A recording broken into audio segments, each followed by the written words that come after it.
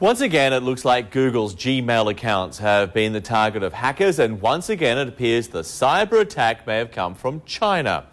At least that's what a note on the company's blog says. According to Google, hackers tried to trick some users into revealing their passwords. That's a process known as phishing. Among the hundreds of victims, US government officials, military personnel, activists and journalists. In Beijing, a government spokesman didn't really say much, only that they were contacting the relevant departments. Well, for more on this, Andrew Lee is an author and associate professor at the University of Southern California. He joins us now live from our studios in Hong Kong. Andrew, thanks for being with us. Google says it's China. These days it seems China and hacking goes together like peanut butter and jelly, but can you actually say for certain that someone in China is to blame for this? Yeah, it's tough. I mean, what they found out is that some of the machines to coordinate this attack were actually in a province in China. Very hard to say whether that is related to government authorities or actual Chinese hackers. But for now, this continues this back and forth that China and Google have been having about the security of Google systems in that country. It's all a little suspicious, though. Jinan, which is south of Beijing, home to the PLA's technical bureaus, essentially China's version of the NSA, the National Security Agency. So there is suspicion there. Definitely suspicion, and it's something that is going to be an ongoing issue, and Google's recommending to users to harden up their systems and to incorporate better security practices for their accounts.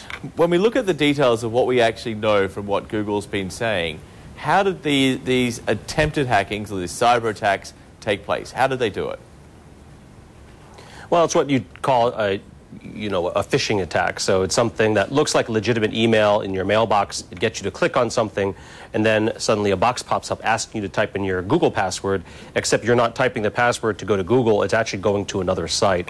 And this is something that's quite common, unfortunately, these days in most people's email boxes. Yeah, and Google has decided to try and boost security in all of this. What are they actually going to do?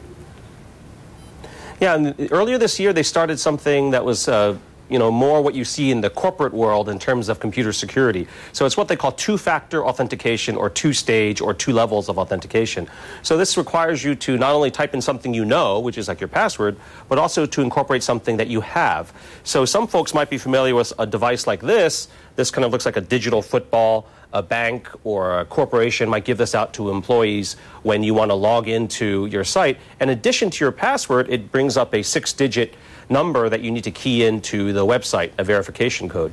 So not only are corporations using this, or banks, now Google has expanded this so that ordinary users of Google Mail and Google accounts can actually download a little iPhone app that provides the same type of function. So in addition to entering your password, you have this little 6-digit code that changes every minute that you need to key in as well. So even if someone steals your password, they really won't be able to get into your account because this number keeps changing and they won't have access to this number.